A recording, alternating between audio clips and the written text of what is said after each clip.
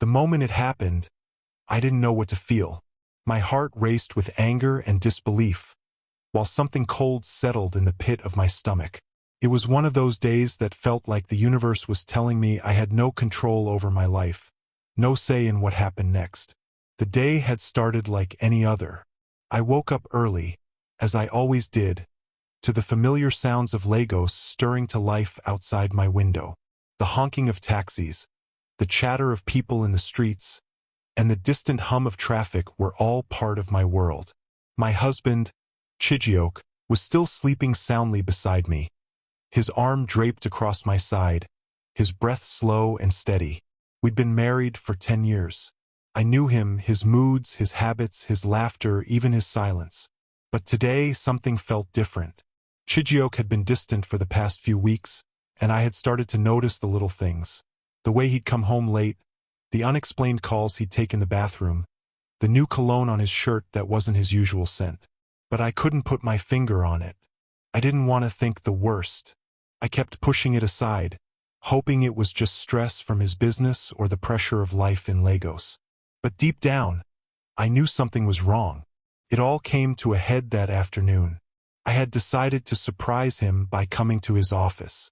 I knew he'd be busy, but I thought it would be nice to take him lunch. Maybe steal a few moments together. I dressed carefully, picking out a simple yet elegant blue dress that I knew he loved. My hair was braided neatly, my skin glowing from the morning routine. I wasn't one to feel insecure, but today I felt a pang of unease, like a shadow lurking over my every step. As I arrived at his office, I walked up to the front desk, where his secretary, Ada, greeted me with a warm smile. "Good afternoon, madam. Is everything okay?" I forced a smile, trying to hide the knot in my stomach. "Yes, everything is fine. I brought lunch for Chijioke." Ada's smile faltered for a moment, but she quickly recovered. "Oh, I'm sure he'll appreciate that."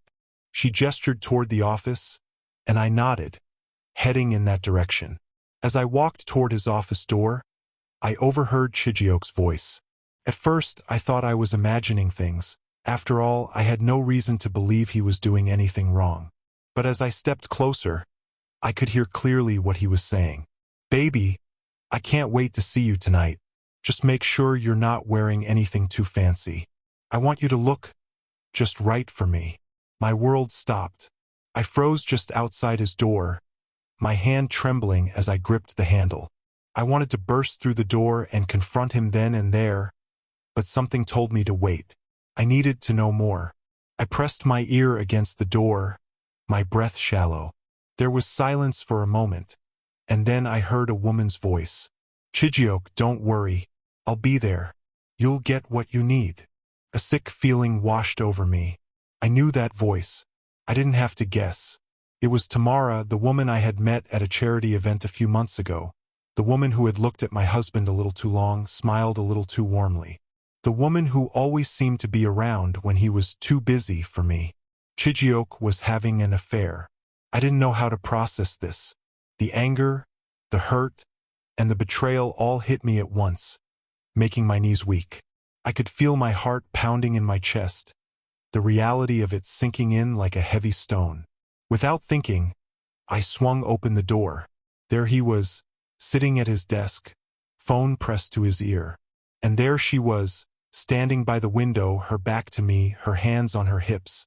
The second she heard the door open, she turned around with a look of shock on her face.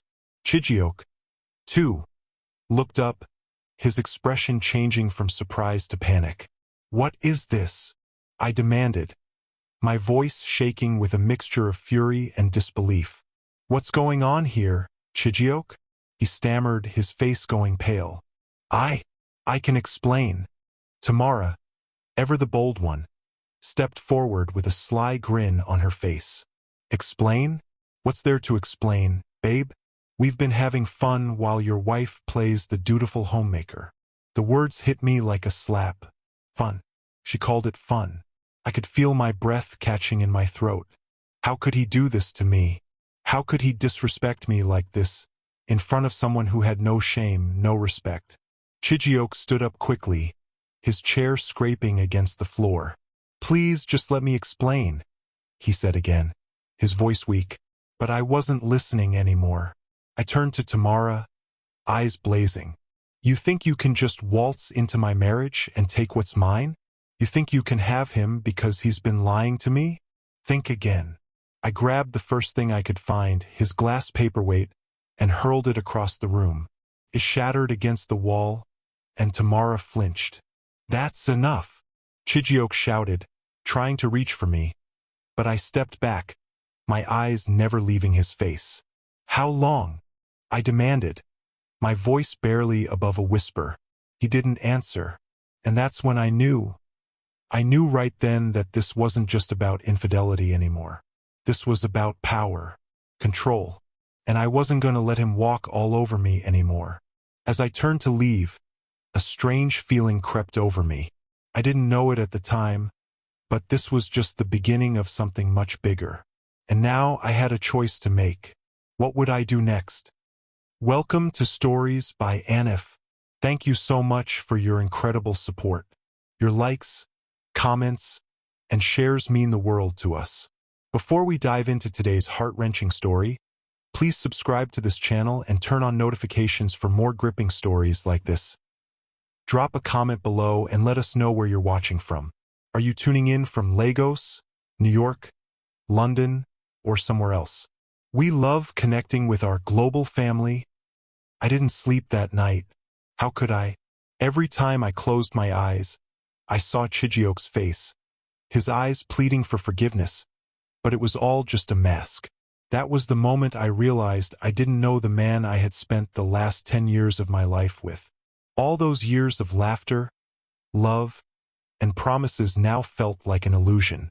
The betrayal wasn't just in his actions. It was in the way he looked at me, the way he took me for granted. How many times had he made promises, only to break them when it was convenient for him? I used to think our love was invincible, that we had built something strong and unshakable. But now, standing in that office, I knew the truth. Our marriage was a house of cards, ready to collapse at the slightest breeze. I didn't want to face it, but I couldn't run from it. The tears kept coming, but this time, they weren't tears of sadness. They were tears of anger, of realization, of empowerment. I wasn't just the woman who had been betrayed. I was the woman who would make sure he understood the gravity of what he had done. I needed to clear my head, so I grabbed my phone and called my cousin, Nkechi. We hadn't spoken much lately, but she was someone I could trust. Her voice, calm and steady, was exactly what I needed to hear. "You're not alone, Amara," she said when I finally broke down on the phone. "He'll pay for this. You have to let this hurt go. Focus on your next move." Next move? What next move? I wasn't sure what to do next, but I knew one thing. I wasn't going to let him destroy me. I wasn't going to let him walk out of this unscathed. I had worked too hard, sacrificed too much for this marriage, for him to tear it all apart without facing the consequences. The next morning, I went to the bank. I had to. There was something I needed to do, something I had been putting off for too long. I had inherited a portion of the family business from my late father, a large property development company that included a bank. At the time, it seemed like just another part of the estate, something to manage quietly and discreetly. But today, it felt like the key to everything I needed. When I entered the lobby of the bank, I felt the familiar comfort of the marble floors beneath my feet, the sharp scent of polished wood and expensive leather filling the air. I walked toward the security desk, where the guard smiled at me politely. "Good morning, ma'am." "Good morning," I replied, my voice colder than I intended. I didn't feel like a wife anymore. I felt like a woman about to reclaim what was rightfully hers. I walked through the bank's glass doors into the back office, where my team was waiting for me. The look of surprise on their faces as I entered was almost comical. After all, I had been absent from the company for so long. But today, I wasn't here to play the role of the distant owner. Today, I was here to take control. "Amara, we weren't expecting you," Michael, the bank's CFO, said. "Everything okay?" Everything's fine, I said, my voice sharp. I just came to make a few decisions. The room fell silent. The tension was thick, but I wasn't bothered. I was used to making hard decisions. My father had taught me how to lead, how to command respect.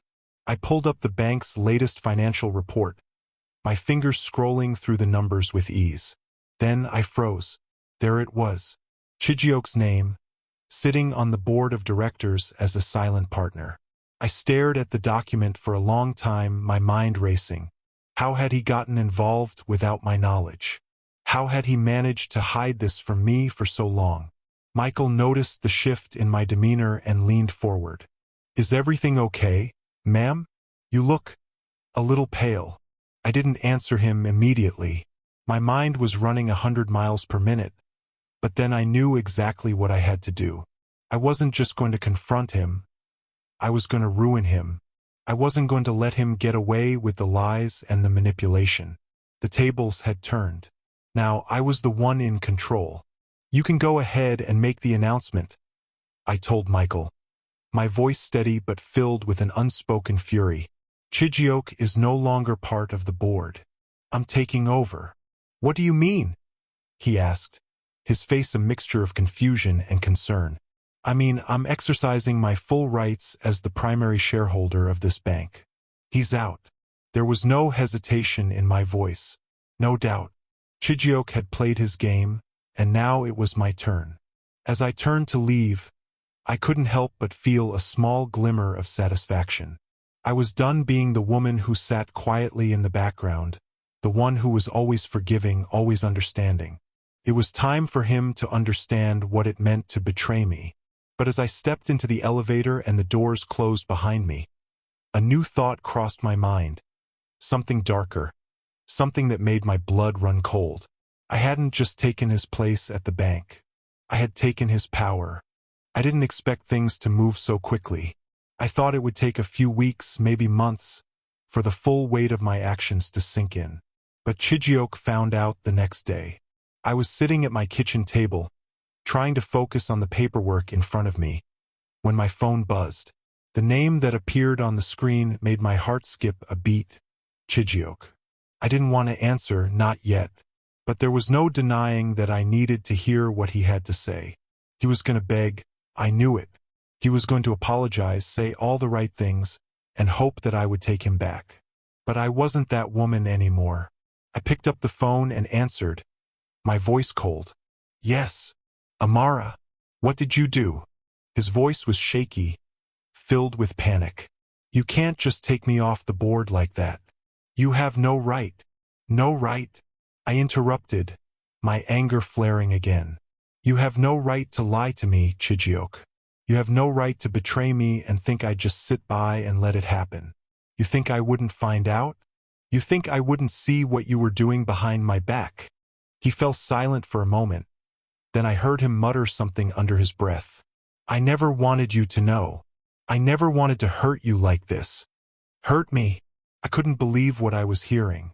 You've been sleeping with Tamara behind my back for God knows how long. And you're still talking about not wanting to hurt me? You think this is just about some affair, Chijioke? No. This is about everything you've done to me.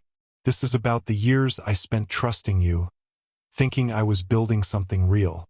And look where we are now. You don't even respect me enough to tell me the truth. There was a long pause, and I could hear him take a deep breath before speaking again. Amara, I made a mistake. Please, let's talk about this. I'll make it right. I swear. I'll make it right. I could hear the desperation in his voice, but it didn't move me.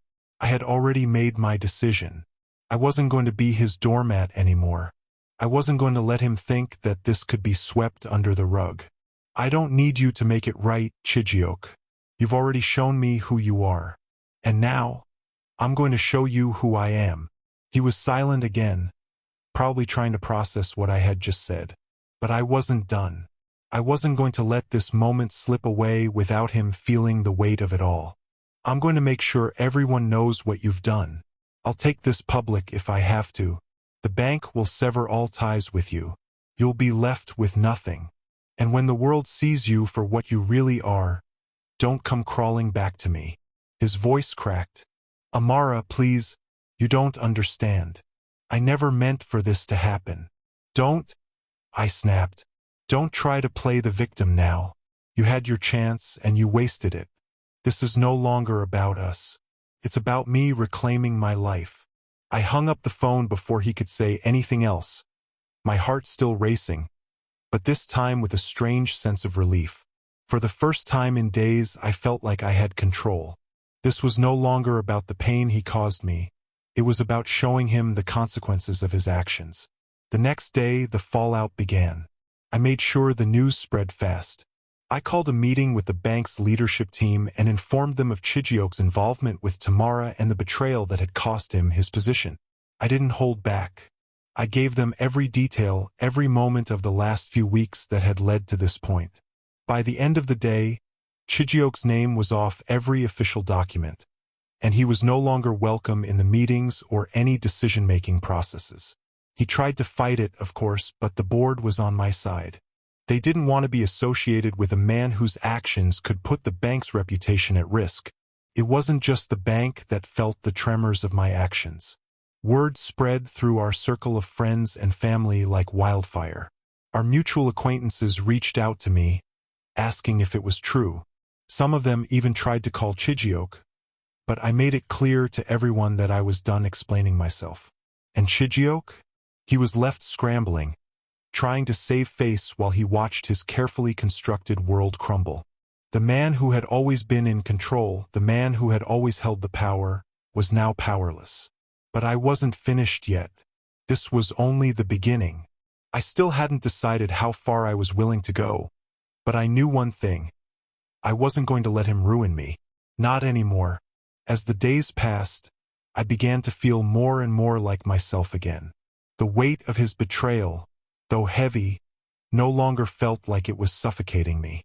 I was breathing freely now, stepping into a new chapter of my life, one where I wasn't afraid to take control.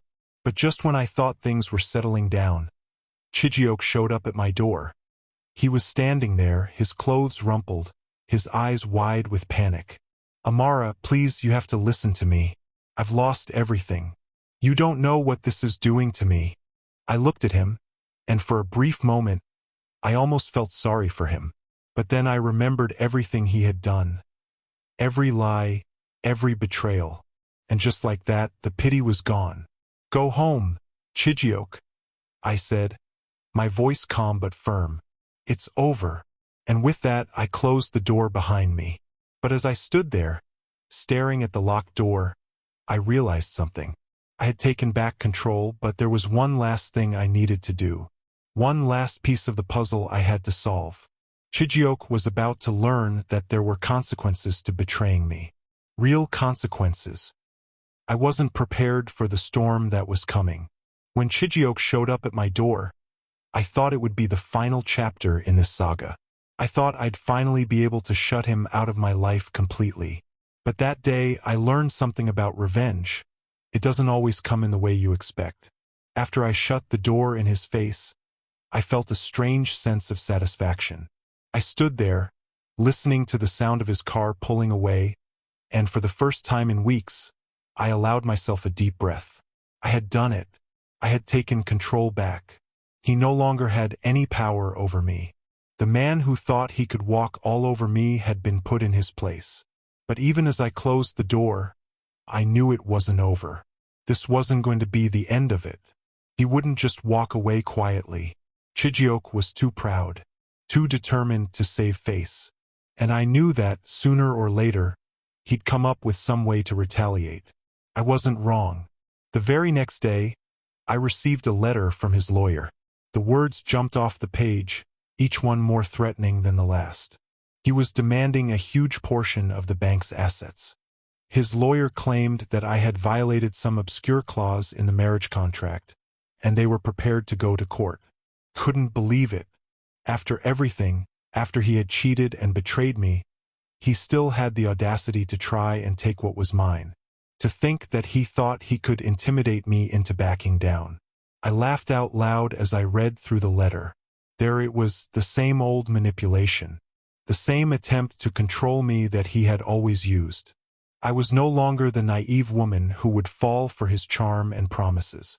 I dialed my lawyer's number with shaking hands, but this time, my voice was steady. "It's time to fight back," I said. "We're not settling for anything less than full control. No compromises." The battle lines were drawn, and I was ready for war. That afternoon, I met with Nkechi at a local cafe. She had been my rock during all of this, the one person who understood everything. She had encouraged me to take control of the bank and had supported every decision I made, no matter how tough. She was always there to listen when I needed to vent, and today was no different. "You're doing the right thing, Amara," she said, her voice filled with confidence. "Chijioke is too used to getting away with everything. He needs to understand that you're not the woman he can push around anymore." I nodded, grateful for her words. But deep down, I knew this wasn't just about proving a point to Chijioke. It was about me, about reclaiming everything I had lost in this marriage, the trust, the respect, and the life I had built before he came into the picture. "I won't back down, Nkechi. This isn't just about revenge. It's about me finally standing up for myself." Nkechi smiled, her eyes filled with pride. "I know you won't. You've got this, Amara." By the time I left the cafe, I felt a sense of calm wash over me. I wasn't afraid anymore. The idea of fighting Chijioke in court no longer felt like a daunting challenge. It felt like the natural next step. I was going to win this. I wasn't going to let him destroy everything I had worked so hard for. The next few days were a blur. The papers were filed, the meetings were set, and the legal team went into full gear. But Chijioke wasn't giving up. He was doing everything in his power to drag this out, to wear me down. Every time I thought I could breathe, he sent more threats, more demands. He even had the nerve to try and convince our friends and family that I was being unreasonable, that I was overreacting. But I wasn't going to let him get into my head. The more he tried to push me, the more I pushed back. One evening, as I was going over some paperwork, my phone buzzed. It was a text from an unknown number. "I know what you're doing, Amara. You can't win. You're just digging your own grave." I frowned and stared at the message for a moment, my heart racing. Was this a warning from Chijioke? Or had someone else gotten involved? The words felt like a threat, cold, calculated, and designed to unsettle me. I didn't reply.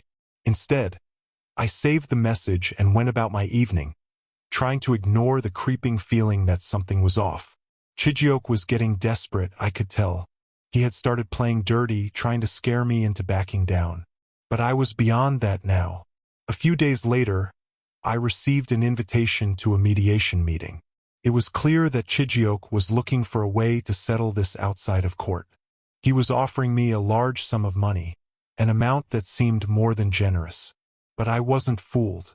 This was Chijioke's last-ditch effort to regain control, to get me to agree to terms that would ultimately benefit him.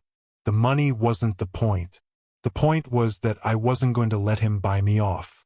I showed up at the meeting with my lawyer, ready for whatever came next.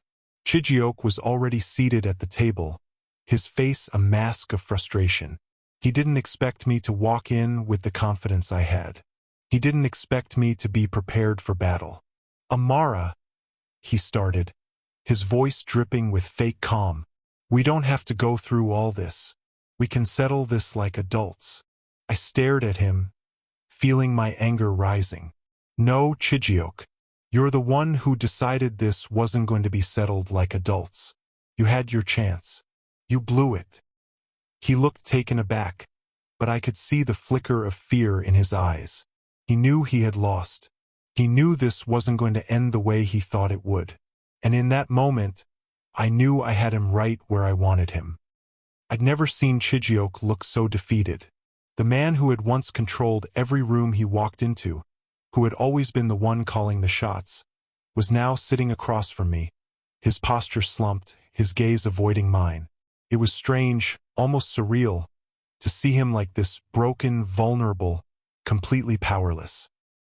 He had come into the mediation room with an air of confidence, as though he could charm his way out of everything. But now he was struggling, grasping at anything to salvage what little dignity he had left. His lawyer tried to step in, but it was clear Chijioke had lost his confidence, and the legal team had no idea how to spin this in his favor. The tension in the room was palpable, thick with the weight of everything that had led up to this moment.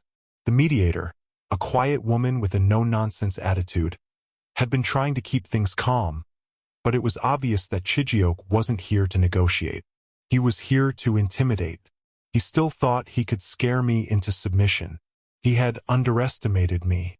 "Amara," he said, his voice barely above a whisper. "You don't have to do this. You're hurting everyone around you, our family, our friends. This doesn't have to be the way it ends." I leaned forward, my eyes fixed on his. "Don't try to guilt me, Chijioke. You brought this on yourself. You betrayed me, you lied, and you thought you could get away with it. You didn't just hurt me. You hurt yourself. You hurt us both."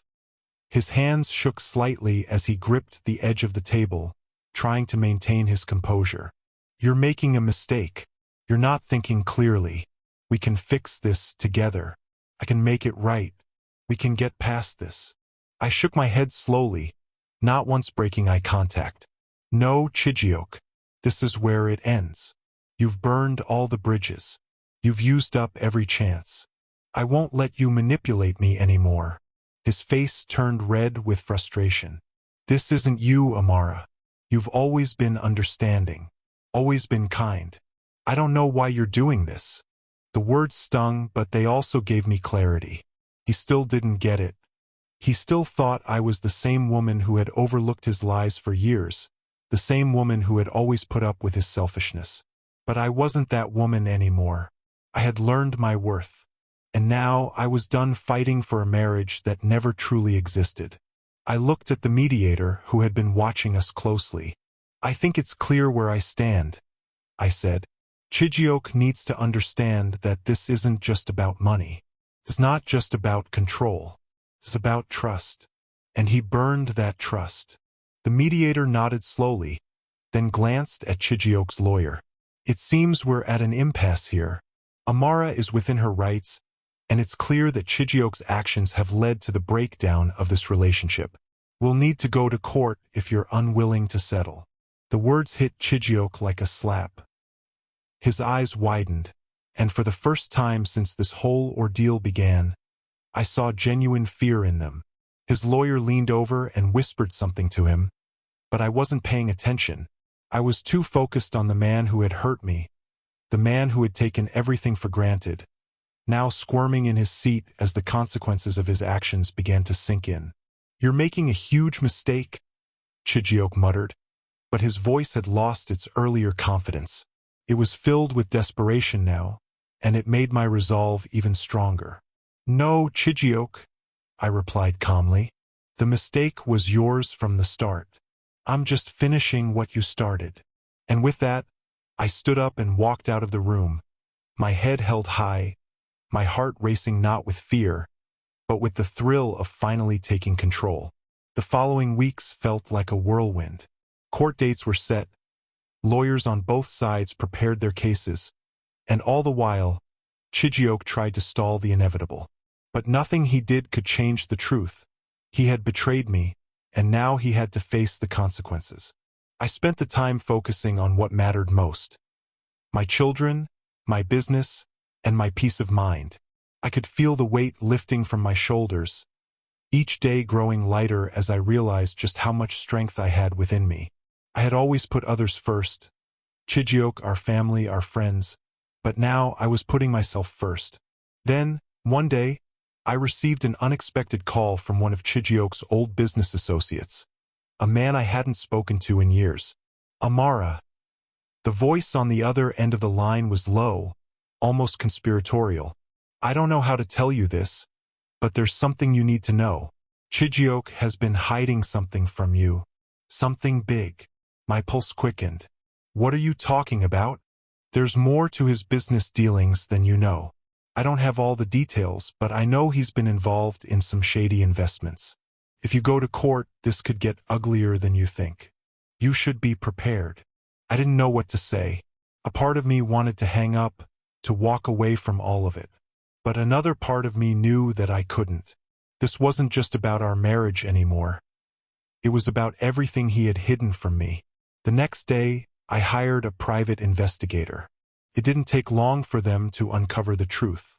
Chijioke had been involved in illegal financial dealings. Investments that weren't just unethical but illegal. The more I learned, the more I realized just how much he had been hiding from me. It wasn't just about the affair. It wasn't just about the bank. This was about the life he had built on lies. And now the truth was coming out. I had no intention of letting him get away with this. He had done enough damage. He had taken enough from me. It was time for him to face the music. The days leading up to the court hearing were tense. I couldn't remember a time when I had been this focused. The investigation into Chijioke's shady dealings had uncovered things I never imagined. My heart ached when I thought about how blind I had been, how I had trusted him with everything, even the very future of our family. But now, the full extent of his lies was coming to light. Chijioke had been using his position at the bank to funnel money into fraudulent investments. He had set up fake companies, used my name without my consent, and gotten involved with people whose reputations were questionable, to say the least.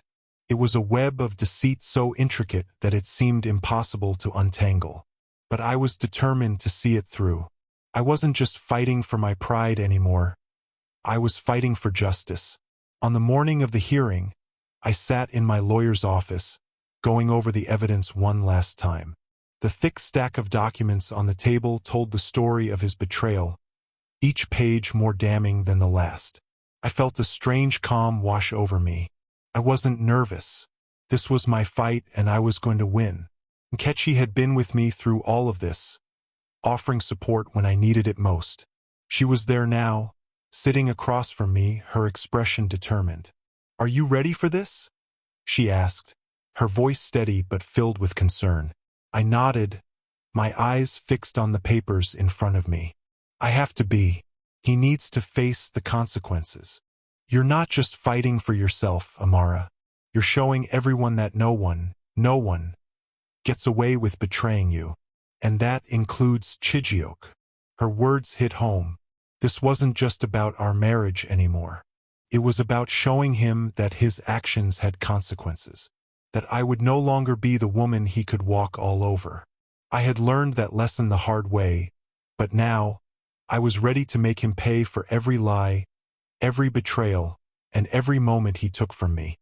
When I arrived at the courthouse, I felt a rush of emotions. Anger, pain, but also a sense of power I hadn't felt in years. I wasn't just a wife in a broken marriage. I was a woman taking control of her life, demanding respect, and finally standing up for herself. Chijioke was already there, sitting with his lawyer, looking like he had just come from some high-powered meeting. His face was calm, almost smug, but I could see the anxiety in his eyes. He knew this wasn't going the way he had hoped. The courtroom was packed with people. Lawyers, witnesses, even some of our mutual acquaintances who had come to see how things would unfold. I caught a few people whispering, their eyes darting between Chijioke and me, probably wondering how this all came to be. But I didn't care. I was focused.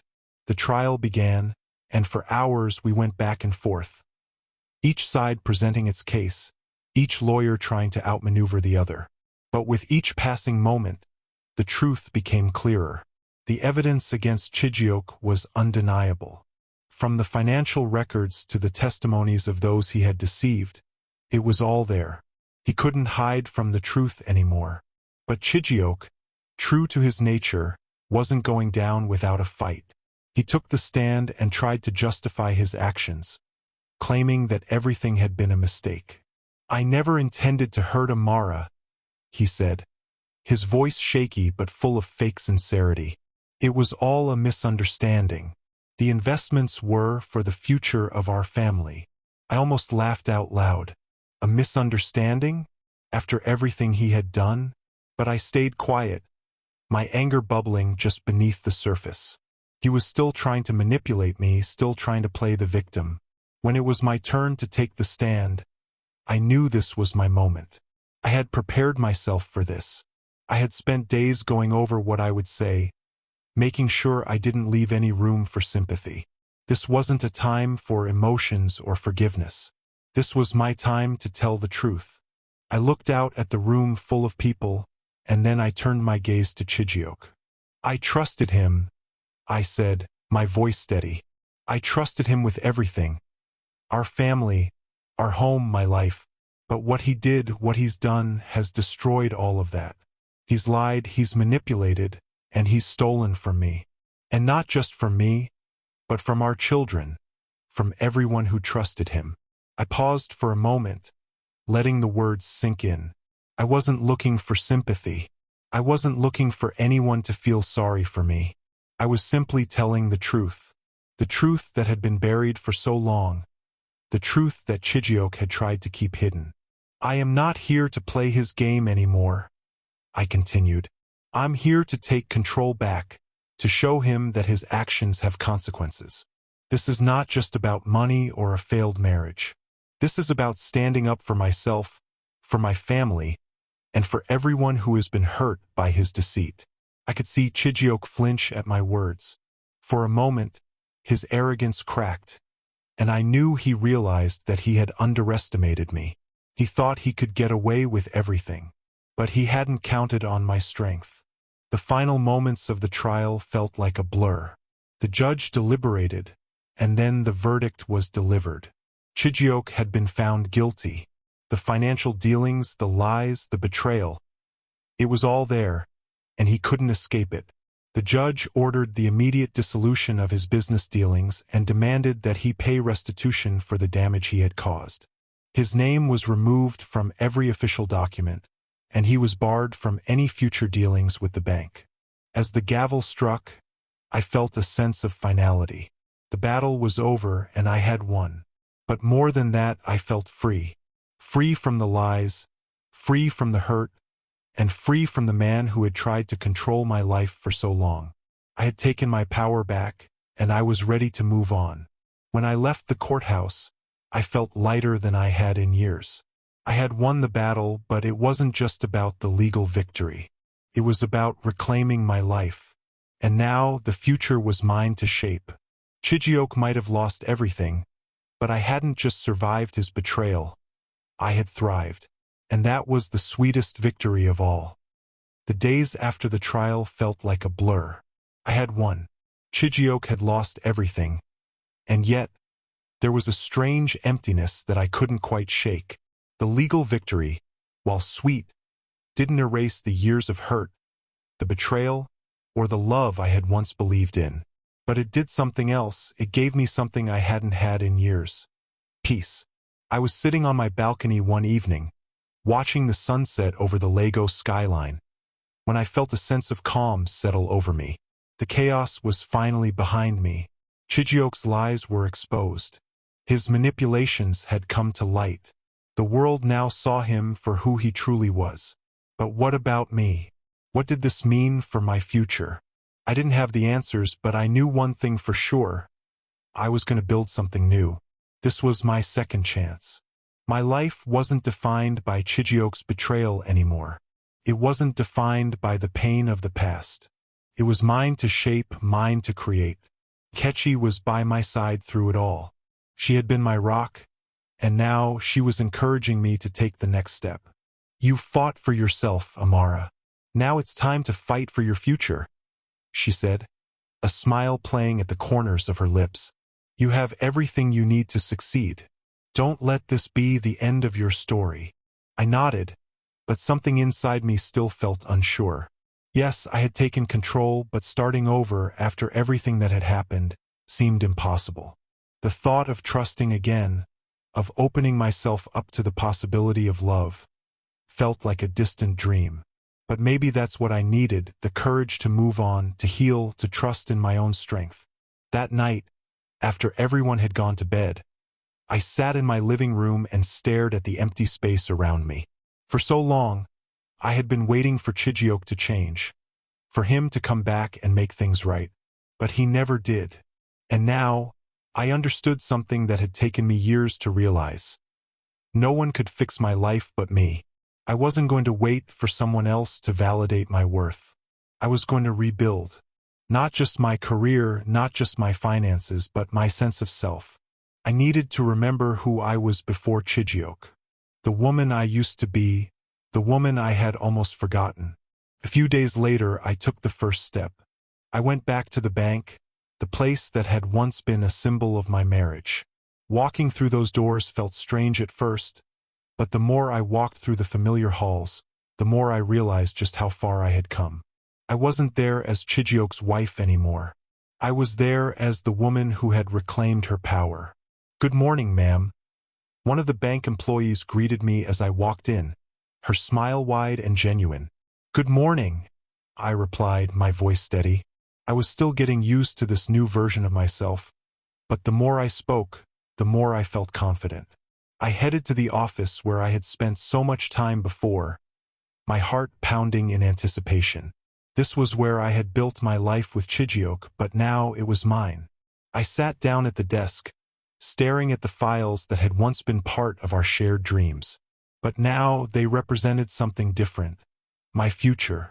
The bank had always been my father's legacy.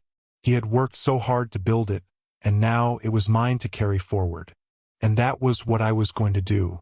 I was going to take the business to new heights, not as the wife of a man who had deceived me, but as the woman who had fought for everything she deserved. In the weeks that followed, I threw myself into work. I made changes to the bank's operations, bringing in new ideas, fresh perspectives, and a sense of purpose I hadn't felt in years. Slowly, I started to rebuild the foundation that had once felt so fragile. And, to my surprise, it was easier than I thought. Chijioke had tried to break me, to strip me of my confidence, my strength. But in the end, it was his actions that had pushed me to the place I needed to be. He had forced me to discover my own worth. And as I stood in front of the board of directors, presenting a new financial strategy for the bank, I realized that I had become the person I needed to be all along. The person I had always been capable of becoming. One evening, after a long day at the bank, I sat on my balcony again, watching the city lights flicker below me. The stars above were barely visible through the city smog, but I could still feel them in the air, the promise of new beginnings. I wasn't the same woman I had been when I married Chijioke. I wasn't the same woman who had spent years believing in a lie. I was someone stronger, someone wiser, and someone who had learned the hard way that life wasn't always about waiting for things to happen. Sometimes it was about taking control even when the odds were stacked against you. Nkechi's words echoed in my mind. Fight for your future. And I had fought for it with every ounce of strength I had. And now it was mine. It was a few months later when I received a call from a number I didn't recognize. Amara. The voice on the other end said, and I immediately recognized it as Chijioke's. "We need to talk." I didn't hesitate. "No, there's nothing to talk about. I've made mistakes," he said, his voice weak, almost pleading. "I need to make things right." I could hear the desperation in his voice, but I wasn't moved. "No, Chijioke, you made your choices. Now I'm making mine, and they don't include you." I hung up the phone without another word. I had let go of the past. I had moved on, and I wasn't about to let him pull me back into a life that no longer served me. And so, I moved forward, stronger, wiser, and more determined than ever. The woman I had once been was gone, but in her place was someone better. Someone who had faced betrayal and come out the other side stronger. The future was mine to build, and I would build it one brick at a time. Time had a strange way of healing wounds. The months that followed the trial weren't easy, but they were a necessary journey. I spent my days at the bank, pushing forward with the plans I had put into motion. Each step I took reminded me that I had reclaimed my life, but there were still moments when the past crept up on me, making me question the choices I had made. But those moments were fewer now. I had learned to embrace my new reality. No longer defined by the woman who had been betrayed, I was now defining myself by what I was building. A future of independence, strength, and resilience. It wasn't just about the bank. It wasn't just about finances. It was about rediscovering who I was without Chijioke's shadow hanging over me. I had become someone new, someone capable of facing the world head-on without fear. One afternoon, as I was leaving the office, my phone buzzed with a message from Nkechi. "Meet me at the cafe tonight. I have something for you." I smiled as I read the message. Over the past few months, Nkechi had been the one constant in my life, the one person who had never wavered in her support. She was my anchor, my sounding board, and my best friend. It didn't matter what happened. I knew I could always count on her. Later that evening, I sat down at our usual spot in the cafe, a cozy little place tucked away in the heart of the city. The smell of freshly brewed coffee and pastries filled the air, and I couldn't help but feel at home. Nkechi arrived a few minutes later, her eyes gleaming with excitement. "You won't believe what I have for you," she said, sliding into the chair across from me. I raised an eyebrow. "What is it?" She pulled out a thick envelope from her bag and handed it to me. I opened it carefully, my fingers trembling with anticipation. Inside was a contract, official, stamped, and filled with legal language I didn't quite understand at first. "Read it," Nkechi urged, her grin wide. As I scanned the document, my heart skipped a beat. It was an offer, a partnership proposal for the bank, from an international investment firm that had been keeping an eye on the business. They wanted to work with me, to invest in my plans and help take the bank to the next level. I looked up at Nkechi, my voice barely above a whisper. "This is real. More real than anything else I've seen," she replied, her eyes sparkling. "They've been impressed with how you've turned things around since the trial. They see potential in you, Amara." Couldn't believe it. After everything that had happened, after all the turmoil and pain, this was the opportunity one had been waiting for. This wasn't just about financial recovery. This was about taking the bank and my life to places I had never dreamed possible. "This could change everything," I said, my voice full of wonder. Nkechi nodded. "It will, but only if you want it. You've already proven you're capable of more than anyone ever gave you credit for. The question now is, what do you want to do next?" I sat back in my chair, the weight of her words sinking in. What did I want to do next? For the first time in a long while, I didn't feel lost. I felt certain. The answer was clear. I wanted to build something bigger than myself. I wanted to create a legacy, not just for my children, but for everyone who had supported me along the way. I wanted to show the world that even after everything, I could rise above it all. "I'm taking it," I said, my voice firm. "I'm going to take this partnership and make the bank the success it's meant to be. But not just the bank. I'm going to build a future that's bigger than just me." Nkechi's eyes glistened with pride. "I knew you would. You've always been stronger than you gave yourself credit for." I smiled at her words, feeling a rush of emotion. This was it, the new beginning I had been waiting for. The chapter where I stepped fully into my power and reclaimed everything I had lost. The next few weeks were a whirlwind of meetings, contracts, and decisions that pushed me further into the business world than I had ever imagined. The partnership with the investment firm was sealed, and the changes we had planned for the bank started taking shape. We invested in new technology, streamlined operations, and began offering more competitive services that attracted new customers. The bank was growing, and so was I, but the journey wasn't without its challenges. There were moments when I questioned if I was making the right decisions, when the weight of responsibility seemed too much to bear. But with each challenge, I grew stronger. I was no longer the woman who waited for someone else to fix things for her. I was the woman who made things happen. One evening, after a particularly exhausting day at work, I decided to take a break and treat myself. I went for a walk through one of the bustling streets of Lagos, the city I had once feared, but now loved for its vibrancy and its endless possibilities. As I walked, I saw the people around me. Families, street vendors, children laughing, and couples holding hands.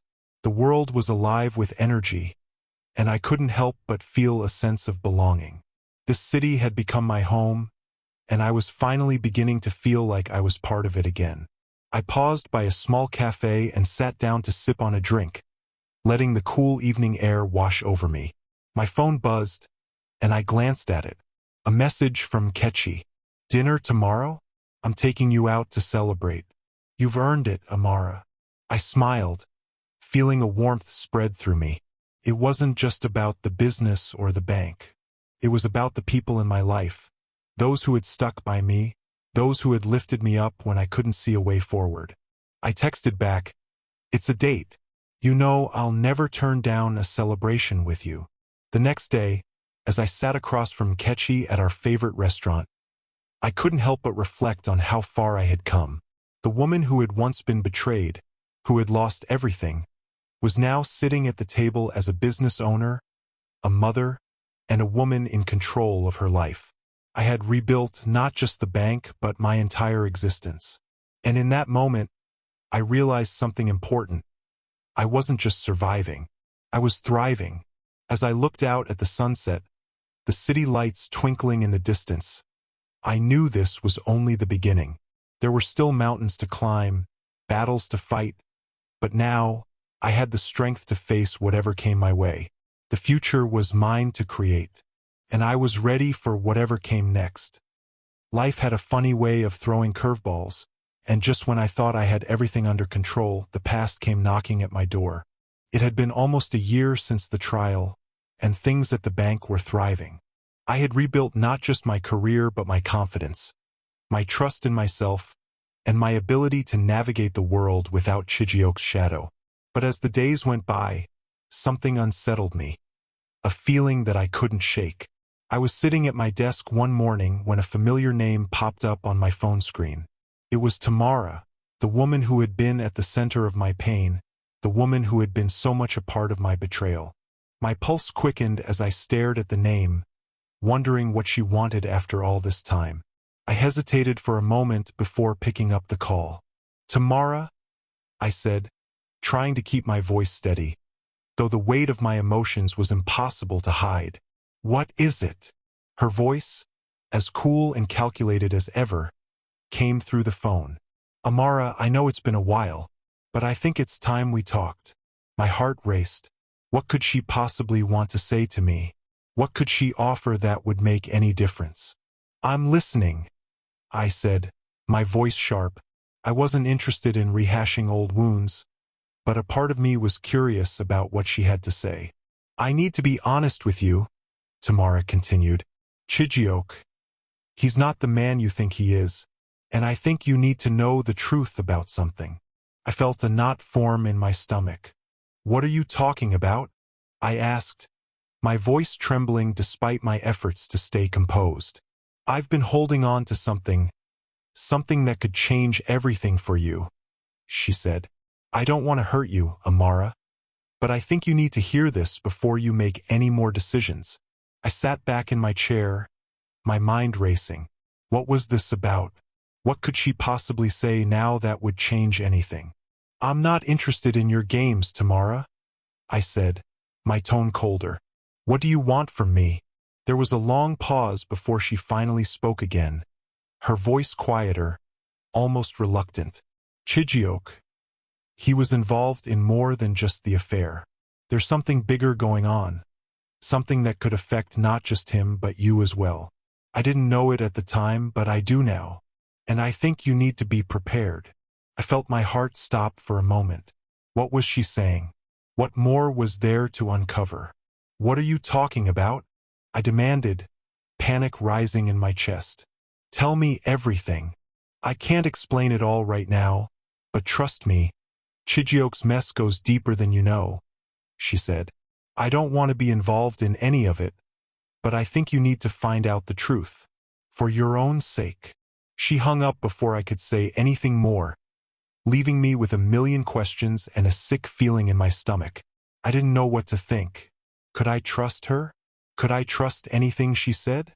That evening, I sat alone in my office, replaying the conversation over and over in my mind. My phone vibrated with a new message. It was from Kechi. "Hey, are you okay? You seem distant. Call me when you can." I knew she was worried. We had been through so much together, and she had been my biggest supporter throughout this entire process.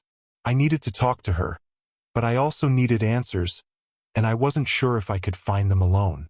I called Nkechi, and after a few rings, she picked up. "Amara, what's going on? You sound off." "I don't know how to explain it," I said, my voice shaky. "I got a call from Tamara today." There was a long silence on the other end of the line. "And?" Kechi finally asked. "She said there's more to Chijioke's betrayal than I knew," I said, my voice barely above a whisper. "That there's something bigger going on. Something that could affect me, too." "Did she say what it was?" Kechi asked, her voice filled with concern. "No, she didn't explain it. But I don't know if I should believe her. Part of me feels like she's trying to manipulate me, but another part of me, I don't know, Nkechi. I just have this feeling that there's more to the story." Kechi was quiet for a moment. "Amara, you're not the type of person who jumps to conclusions. But if Tamara is right, if there's something you need to know, then you can't ignore it. You need to find out the truth for yourself." I sighed, leaning back in my chair. "I know. I just don't know where to start. I feel like I've been living in this fog, trying to rebuild everything, and now this comes out of nowhere." "You'll figure it out," she said softly. "You always do. Just remember, you've got me, and we'll face this together." Her words brought me a sense of comfort, but also a sobering reality. The life I had worked so hard to rebuild was about to face another test. And this time, it wasn't just about Chijioke's betrayal. It was about uncovering the full truth. The next morning, I made the decision to dig deeper.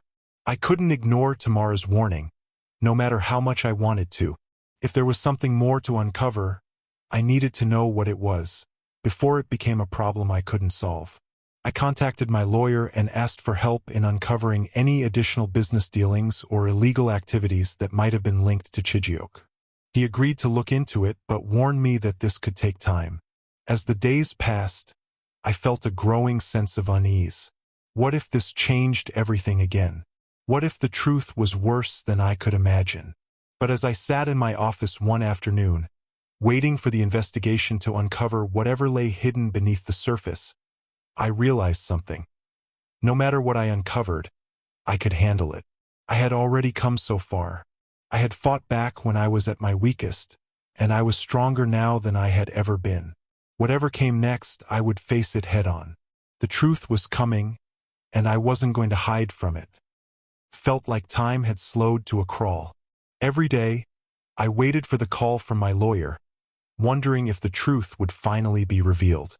The weight of the unknown pressed down on me, making each morning feel like a challenge. I was no longer just dealing with the betrayal of my husband. I was now confronting something bigger, something I hadn't expected. I spent my nights at home, going over every detail of Chijioke's business dealings in my mind, trying to piece together the puzzle. The one thing that kept me grounded was the support I had from my children and Kechi.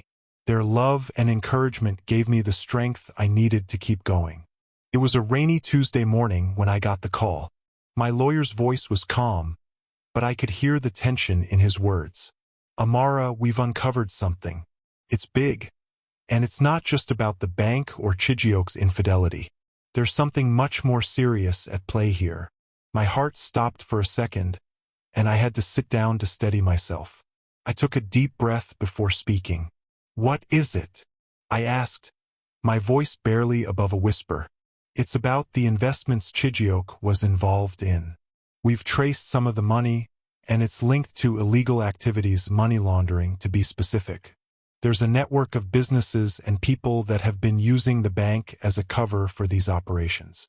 Chijioke wasn't just being unfaithful to you, Amara.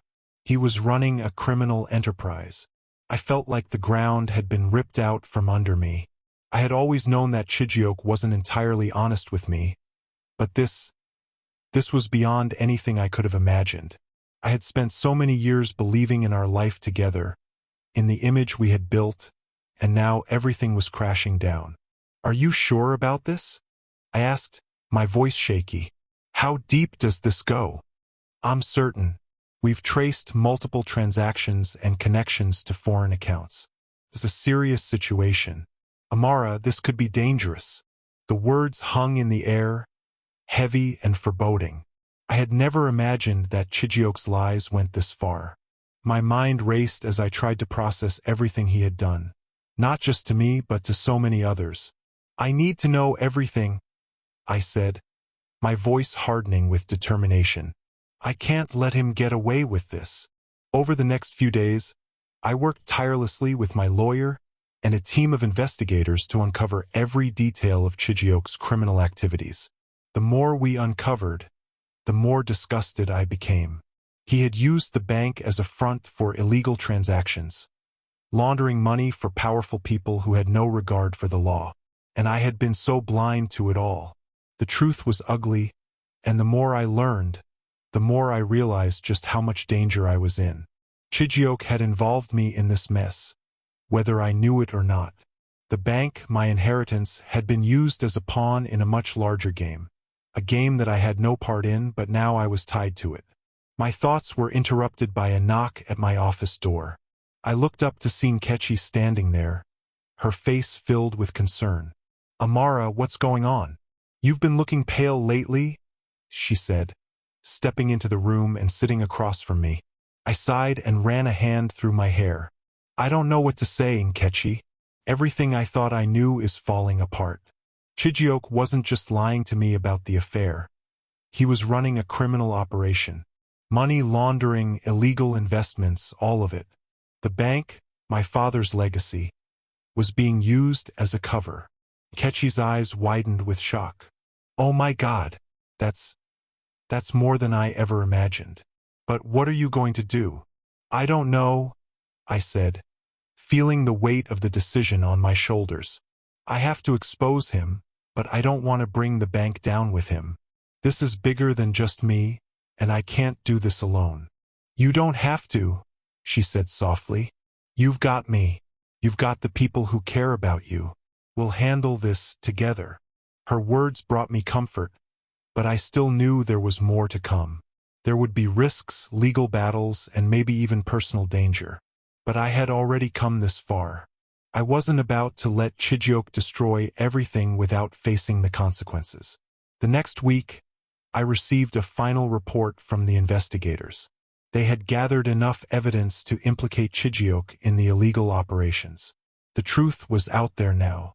The next step was to make sure it reached the right people, authorities, law enforcement, anyone who could bring justice. The day I made the call to the police, I felt a sense of finality. I had done everything I could to protect my family and the legacy of my father. But now, the battle wasn't just for my peace of mind, it was for justice. The weeks that followed were a blur. Chijioke was arrested, and the media quickly picked up the story. The details of his criminal activities became public, and the shame was unbearable for him. The once proud man who had thought he could manipulate his way out of everything was now facing the consequences of his greed and betrayal. I couldn't help but feel a sense of justice, finally. But it wasn't just about the punishment he would face. It was about reclaiming my life, my future, and my peace. It was about proving that I wasn't just a victim. I was a survivor. As the dust settled, I began to rebuild once again. Not just the bank, but my personal life. I focused on my children, my career, and the future I had promised myself. The lessons I had learned through the pain and the struggle were not lost on me. No matter how hard life tried to break me, I knew I had the strength to rise again. And this time, nothing would stand in my way. The aftermath of everything that had happened felt surreal. The arrest of Chijioke was a public spectacle, and it was all over the news, his name plastered on every screen, every headline. For so long, I had been living in the shadow of his betrayal, his lies, and his infidelity. But now the spotlight was on him. The man who had torn our lives apart was now the subject of public scorn. I watched as the police escorted him out of the courthouse in handcuffs, his face pale, his once proud demeanor shattered. And for the first time since I learned of his affair, I felt no pity for him. I felt no sympathy. The man I had once loved was gone, replaced by a stranger, a criminal, a liar. But even as I watched it all unfold, I didn't feel any joy in his downfall. It wasn't about revenge for me. It wasn't about getting back at him for the pain he caused. It was about justice, about making sure that the truth was known and that he couldn't hide behind his lies any longer. I didn't want to be known as the woman who had been wronged. I didn't want my story to be one of victimhood.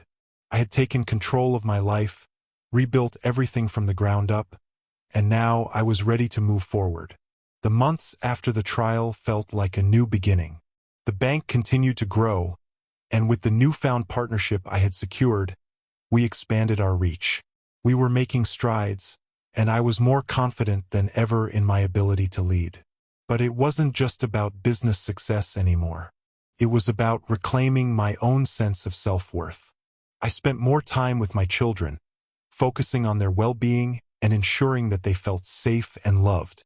They had been through so much too, and I wanted to give them the stable, nurturing environment they deserved.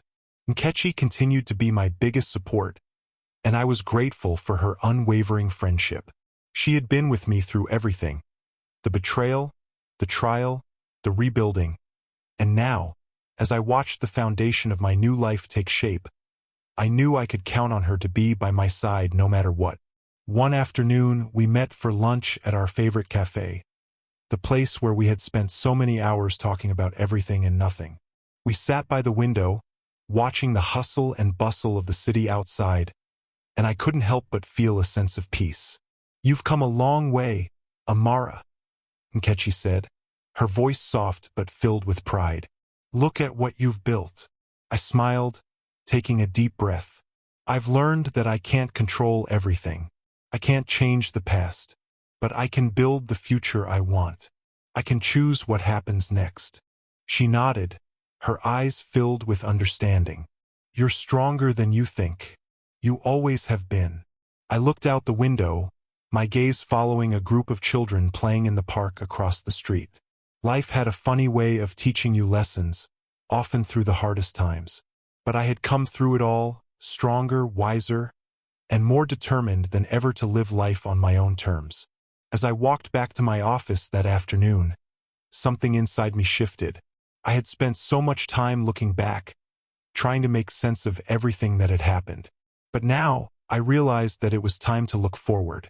The past was behind me, and it was time to embrace the future with open arms. I had reclaimed my life, not just from Chijioke, but from the fear, the doubt, and the insecurity that had once controlled me. I had learned that my worth wasn't tied to anyone else's actions or opinions. It was mine to define. And so, I moved forward, not with a sense of bitterness, but with a quiet strength. I was no longer the woman who had been betrayed. I was the woman who had rebuilt her life from the ashes. I was the woman who had fought for her future and won. A few weeks later, I stood in front of the board of directors at the bank, presenting a new initiative we were launching. As I spoke, I felt a sense of pride well up inside me. This wasn't just a business venture. It was a symbol of my resilience, my determination to take control of my own destiny. When I finished, the room erupted into applause, and I couldn't help but smile. I had done it. I had built something lasting, something that would continue to grow long after I was gone. And it was mine, all mine. As the meeting wrapped up, I received a message from Nkechi.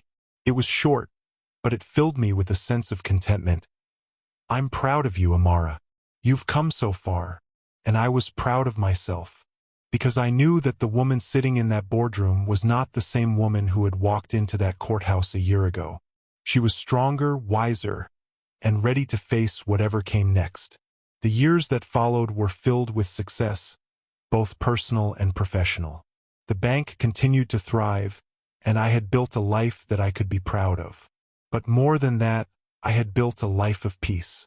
A life where I was in control, where my happiness didn't depend on anyone else but me. Chijioke's name became a distant memory, fading into the background of my life, like a chapter 1 had closed long ago. I didn't need his apology or his validation. I had everything I needed within myself. I had learned the most important lesson of all. The power to shape my own destiny was in my hands. And nothing, not even the betrayal of a man I had once loved, could take that away from me. Years had passed since that fateful day when Chijioke's betrayal shattered my life. In the time that followed, I had come to understand something profound. The pain, the heartache, the struggles, they had all shaped me into someone unbreakable. And now, as I stood before my children at our family dinner table, watching their smiles, hearing their laughter, I realized that the most important thing I had built was not the bank or the career. It was the life I had created for them. They had been my rock through it all, my reason for fighting, for pushing forward. I had watched them grow into confident, strong individuals, and each day, they reminded me of how far I had come. They were the ones who had given me the strength to stand tall, even when everything seemed to be falling apart. They had taught me what truly mattered: love, family, and resilience. It was a Sunday afternoon, the sun casting a warm glow over the dining room. We had just finished dinner, and my youngest, Sei, was telling a story about his school trip. His excitement was contagious, and as I watched him, I couldn't help but smile. In that moment, I knew I had made the right choice in everything I had done. My phone buzzed on the table, pulling me out of my thoughts. I glanced at the screen. It was an email from the investment firm we had partnered with years ago. I opened it quickly, scanning the contents. It was an update on the bank's performance. We had grown exponentially over the years, expanding into new markets, improving our customer service, and offering more innovative products. The firm had recognized our success and wanted to bring us into an even larger project, one that would solidify the bank's position as a leader in the industry. I felt a surge of pride wash over me. This was it, the culmination of everything I had worked for, the vision I had dreamed of, now becoming a reality. I had built this from the ground up against all odds, and now I was ready to take it to the next level. But more than anything, I felt a deep sense of gratitude, not just for my success, but for the journey that had brought me here. Later that evening, I sat down with my children in the living room, preparing them for the announcement I had planned. I had decided that it was time to officially pass the torch. My legacy wasn't just about the bank. It was about teaching them the values that had carried me through the darkest times: integrity, hard work, and the strength to overcome any obstacle. "Mom," my daughter, Amara, said, her voice soft but full of curiosity, "what's going to happen to the bank? I know it's a big part of our family, but are you going to keep it forever?" I smiled, reaching over to take her hand. "No, sweetie. I've built something incredible here, but I want you and your siblings to have the chance to make your own mark on the world. I want you to know that this bank isn't just a business. It's a symbol of everything we've gone through, and I'm proud of everything we've accomplished. But it's time for me to step back and let you all take the lead." Amara looked thoughtful, her young mind processing the weight of my words. "But will you still be around to help us?" I chuckled softly, squeezing her hand. "Of course. I'll always be here to guide you, to support you. But this is your time now." It was one of those moments that felt surreal. Sitting there, surrounded by the people I loved most, knowing that I had created something that would outlive me. A legacy built on love, strength, and resilience. In the weeks that followed, I began the process of transitioning the leadership of the bank to my children. They had been involved in the business from an early age, but now they were ready to take on more responsibility. It was bittersweet, but I knew that it was the right decision. This was their future, and I had no doubt that they would continue the work I had started, but with their own vision, their own ideas.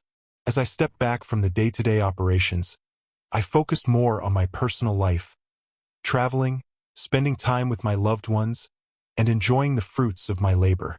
I had earned this peace, this time to reflect and appreciate everything I had accomplished. But even in these moments of rest, I couldn't help but think about what came next. I had survived the hardest moments of my life, and now I was living proof that you can rebuild after anything. The woman who had once been broken by betrayal was now a woman who had built an empire. But more than that, she had created a family who would carry her legacy forward. It was late one night when I received a message from my old lawyer, the one who had helped me through the darkest days of my divorce and the aftermath. I heard about the bank's expansion. You did it, Amara. You turned everything around. I smiled as I read his message. It had been a long road, but the end of this chapter was just the beginning of something even greater. My success wasn't defined by what Chijioke had done or by the challenges I had faced. It was defined by my resilience, my ability to rise again, and the legacy I would leave behind. The woman I had once been was no more. She had been reborn, stronger than ever. And now I was ready to pass that strength on to the next generation. Years later, as I watched my children run the bank with a level of professionalism I could only dream of at their age, I knew I had done my part. They were leading with the same integrity, the same passion, and the same drive I had instilled in them. They were not only building a future, they were creating their own legacies. And me, I had finally found peace. Not just in my work, but in the knowledge that I had given everything to build something lasting. I had faced betrayal, heartbreak, and loss, but I had emerged victorious. I had built a legacy of strength, and it was time to watch it thrive. The past had shaped me, but the future was mine to create. And I was ready. Don't forget to like, subscribe, and turn on notifications for more gripping stories like this.